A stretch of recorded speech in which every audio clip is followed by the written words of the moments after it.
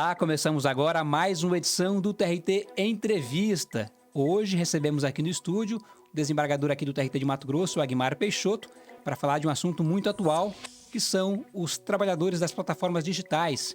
Este assunto, inclusive, foi tema de um livro lançado pelo desembargador, fruto de seu trabalho de mestrado. Desembargador Agmar Peixoto, quero agradecer muitíssimo sua presença aqui no TRT Entrevista. Eu que agradeço, Zequias, muito obrigado a todos que nos ouvem, bom dia, honrado pelo convite. Desembargador Agmar, quando falamos de plataformas digitais, do que nós estamos tratando, na verdade? O que é isso? As plataformas digitais são a nova versão, né, do capital organizado e agora em plataformas, face à tecnologia. E a exemplo da Uber, da iFood, do 99, são trabalhadores que usam o aplicativo dessas plataformas para prestar serviço. Eles encontram o trabalho, às vezes, sem até conhecer o seu próprio empregador. É uma realidade nova deste mundo digital, não é isso? É uma realidade nova. E promovida essa realidade pela tecnologia, principalmente pela internet. É o que nós chamamos de Revolução 4.0? Sim, é a Revolução 4.0. A Revolução 4.0 tem todas as características de uma nova relação, uma nova revolução que veio revolucionar, inclusive, como o trabalho é prestado. Perfeito. Doutor Agmar, e qual que é o cenário desses trabalhadores que atuam em plataformas digitais? Qual que é a realidade do dia a dia deles enquanto trabalhadores que são?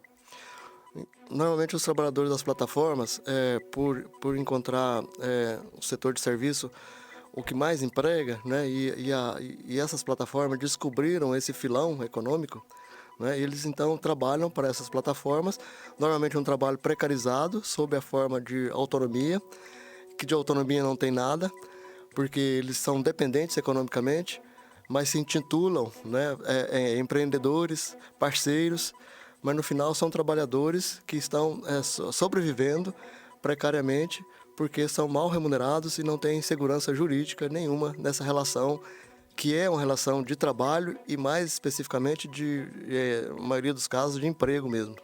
Quando você fala que é um trabalho precarizado, é um trabalho que não tem direitos mínimos, é isso? Isso. Na verdade, essas plataformas oferecem o serviço pelos aplicativos, eles se candidatam, mero clique, né, principalmente quanto aos entregadores e quanto à Uber e outras, né, inúmeras outras. Eles se apresentam para o trabalho e, como não tem exclusividade, trabalham para complementar a renda, na maioria dos casos, porque eles têm vários aplicativos aos quais eles se subordinam ou até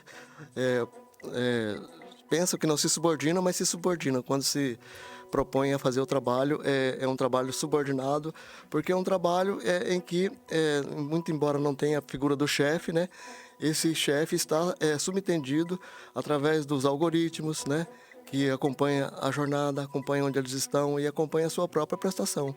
Muito embora a plataforma não se visualize desse jeito. É uma tendência do mundo moderno esse trabalho por aplicativo, doutor? É uma tendência, porque como nós estávamos falando da Revolução 4.0, né, os doutrinadores falam que nós vivemos revoluções quando muda, por exemplo, a descoberta de novas fontes de energia ou a nova divisão do trabalho e também um novo poder, né? Nós temos para a Revolução 4.0 todas essas circunstâncias. Diríamos que na Revolução Industrial a fonte energética foi a do carvão, nós podemos comparar hoje que a fonte energética que está movimentando tudo isso aí é a internet hoje. E a nova divisão do trabalho é uma divisão em que o trabalho massivo é feito precariamente, né? Hoje em dia, então, essa visão do trabalho dessa forma fez também uma revolução. É uma revolução, diríamos assim, um novo proletariado que está sobrevivendo sob essa ilusão do empreendedorismo ou da parceria. São pessoas que não são empreendedores, na sua visão? Não são empreendedores, porque hoje, para ser empreendedor, você tem que ter sua independência econômica. Normalmente, esses trabalhadores não têm essa independência econômica. Eles trabalham para sobreviver e sem os direitos mínimos, como o seguro, como o pagamento da Previdência, porque eles não pagam a Previdência, porque aproveita esse dinheiro para necessidades básicas, como a própria alimentação, moradia. Isso porque há previsão que eles possam recolher o INSS, mas não o fazem, é isso? Isso, há previsão, né? Quando eles se intitulam autônomos e vão trabalhar dessa forma, eles deveriam pagar, né, para ter os direitos mínimos, no caso de acidente com o motociclista, por exemplo, né? O motociclista, se ele se acidenta hoje na entrega, ele vai para a fila do SUS. Ele não tem nenhuma garantia como, por exemplo, auxílio-doença da Previdência ou uma aposentadoria por invalidez decorrente do acidente, né? Ele acaba sobrevivendo de ajudas de amigos, de familiares. De amigos, de familiares, né? E normalmente ficam, quando acontece isso, se sujeitam aí para os hospitais públicos, né? Sem nenhuma... não digo que não terão assistência, claro que terão, né? Que o SUS está aí para também socorrer as pessoas que realmente precisam, né? E tal, e não tem essa proteção. Mas é mais sofrido, né? É um trabalhador que, se tivesse um direito mínimo, ele não estaria nessa condição. Eu quero avançar nesse ponto da legislação futuramente, mas quero entender também como é que a Justiça do Trabalho tem analisado esses casos que acabam chegando, para julgamento. Qual que é a visão macro das decisões hoje da Justiça do Trabalho sobre a questão do trabalho por aplicativo? Sim, nós temos uma divisão muito grande na jurisprudência. Tem vários tribunais que reconhecem essa relação, mas é uma situação muito complicada, porque hoje esses trabalhadores já não têm... Se for pegar um trabalhador desse que entra, a hora que você vai instruir essa causa, você vai produzir essas provas, eles não conseguem comprovar, por exemplo, todos os elementos da subordinação jurídica clássica, que era a subordinação, né? Aquela dependência ali física, aquele interagir entre trabalhador e empregador, tudo isso deixou de existir. Você está dizendo os requisitos para se configurar aquilo como emprego. Como emprego, né? Então, para eles está muito difícil essa classificação, porque eles têm vários empregos, né? Vários prestadores vários tomadores de serviço, né? Para trabalhar para várias plataformas, por exemplo. Aí já não tem aquela exclusividade que às vezes é exigida, né? Não dá a compatibilidade de horário. Ou seja, do ponto de vista jurídico, não é possível, na maioria dos casos, que eles se enquadrem como empregados dessas plataformas. Exatamente, porque o enfoque ainda na maioria dos juízes, que quando instruem essas causas, é classificá-los naquela subordinação clássica e que não existe mais hoje nas plataformas. Então, e uma visão mais moderna de outros juízes é que estão dizendo que não se exige mais todos os requisitos, né, da subordinação clássica, porque na subordinação clássica exige que todos os requisitos estejam presentes, né? Na subordinação, por essa visão mais progressista, eles exigem apenas um requisito desse. E qual seria esse requisito? A dependência econômica. Perfeito. Quando você vê que o trabalhador ali ele está trabalhando economicamente dependente, já poderia se fazer uma presunção de que ali há a relação de emprego. Porque ele, na verdade, não é um parceiro e não é um empreendedor. Ele é um empregado. Na sua visão, é necessário haver alguma regulamentação? É necessário que o Congresso se debruce sobre o tema para tentar compreender melhor esses trabalhadores e colocá-los dentro do mercado de trabalho formal? Sim, exemplo da pandemia, quando nós tivemos a pandemia, teve uma regulamentação, porque os trabalhadores, principalmente os entregadores, fizeram... o break dos aplicativos, né? Eles fizeram uma espécie de greve e essa greve ela foi muito bem acolhida dentro da sociedade, porque na pandemia quem estava trabalhando realmente eram eles, os trabalhadores, e sem nenhuma proteção. Para você ter uma ideia, veio uma lei nesse momento da pandemia que regulamentou, mas regulamentou pelo mínimo e fora do direito do trabalho, regulamentou dentro do direito civil. E o que essa lei ela fez? Ela deu direitos como seguro-acidente, e também precisou dizer por lei, para você ver assim como eles estavam sendo tratados.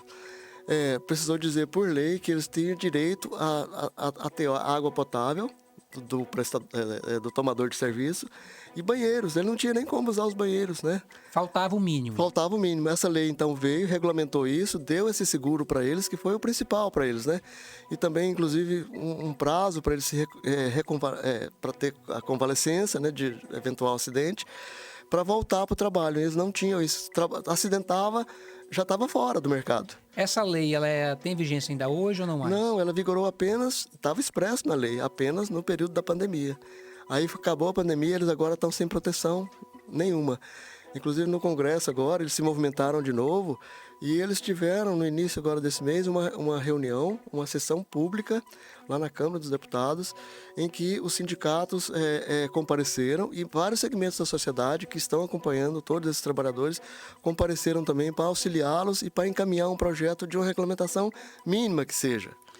Um ponto que é tratado por pessoas que criticam essa visão é de que se você começar a regulamentar, o custo pode aumentar e a oferta de trabalho pode diminuir. Qual a sua visão em relação a isso? Na verdade, isso é um mito, né? As plataformas, elas não vão perder. Afinal, elas vão ganhar, porque elas vão ter colaboradores mais motivados, colaboradores que estarão ganhando, que têm uma proteção mínima e que poderão prestar um serviço de mais qualidade e que eles também, inclusive a OIT, a Organização Internacional do Trabalho, e a própria ONU, a ONU mesmo tem uma agenda 2030. Essa agenda prevê um trabalho digno, mesmo esse trabalho regulamentado dentro das plataformas. Na Europa, na União Europeia, já há uma regulamentação mais avançada a respeito desses trabalhadores, né? Então, nós queremos implementar isso aqui também no país, né? Então, é um objetivo para erradicar todo o trabalho indigno, né? Até 2030. Faz parte da Agenda 2030 da ONU e faz parte de todas as convenções e acordos e recomendações da OIT, para que esse trabalho seja que haja uma dignidade no trabalho, que não está havendo. Ou seja, não é um assunto que chega apenas ao Brasil, é um assunto que o mundo está discutindo. Sim, o mundo está discutindo toda essa questão das plataformas. Porque o trabalho digno, ele engrandece. Porque se nós começarmos a privilegiar apenas o capital, vai chegar um ponto em que pode haver uma revolução, uma tensão social muito grande e não se sabe, se isso acontecer, onde vamos parar. Né? Temos históricos, é histórico que grandes revoluções aconteceram por conta disso, né? Exatamente. A queda da Bastilha na França é uma delas. Sim, exatamente. Não é? Então, e eles não vão, as plataformas ganham muito já nesse trabalho e elas querem continuar, que o capital se reproduz ao menor custo possível. Não é? Então, quando o capital tenta fazer isso e refazer, vai causando uma tensão social que vai ser insuportável. Para fecharmos o nosso bate-papo, doutor, queria que você falasse um pouquinho do seu livro. Quem tem interesse em conhecer melhor, como é que faz para poder adquirir? Meu livro foi publicado aí nosso livro, né, na editora Lacier, está à venda, inclusive na Amazon está disponível lá também. É uma plataforma grande também, falando em plataforma, né? Temos essa também. E o livro está lá e essa pesquisa eu fiz, inclusive, ouvindo os próprios trabalhadores. Tem uma entrevista no livro de trabalhadores da Uber, de entregadores também, e que eles relatam o seu trabalho diário. E apesar de se intitularem felizes, né, de estarem empreendendo, no fundo eles têm uma reclamação muito grande, que é a questão da complemento de renda e de não poderem descansar ou de poder curtir a família, porque estão sempre no trabalho. O trabalho para eles virou como se fosse um vício, né? E acaba sendo para sobreviver. Então, para fechar o bate-papo, é necessário que haja uma regulamentação mínima para que haja direitos mínimos. Sim. Seria ter aqueles direitos que estão na própria Constituição, que não é só de empregado. Os direitos no artigo 7º da Constituição Federal é para todo trabalhador, não é? E não é só para o trabalhador que tem carteira assinada. Então, o grande mote desse livro é para que se aplique aos trabalhadores de uma forma geral, que regulamente que todos os trabalhadores, independentemente do vínculo, tenham direito a férias, a 13º, a seguro, né, de acidente e a seguro da Previdência Social. Né? No mínimo é isso. Doutor Aguimar, quero agradecer muitíssimo sua presença aqui no TRT Entrevista. Eu que agradeço. Muito obrigado por me ouvir e dar essa oportunidade. E assim chegamos ao fim de mais uma edição do TRT Entrevista. Lembrando que você pode ouvir novamente ou assistir esse bate-papo no YouTube do TRT de Mato Grosso, youtube.com/TRT Mato Grosso, e também na Rádio Agência do TRT. O endereço trt23.jus.br/radioagência. Espero você na próxima edição. Um abraço e até mais.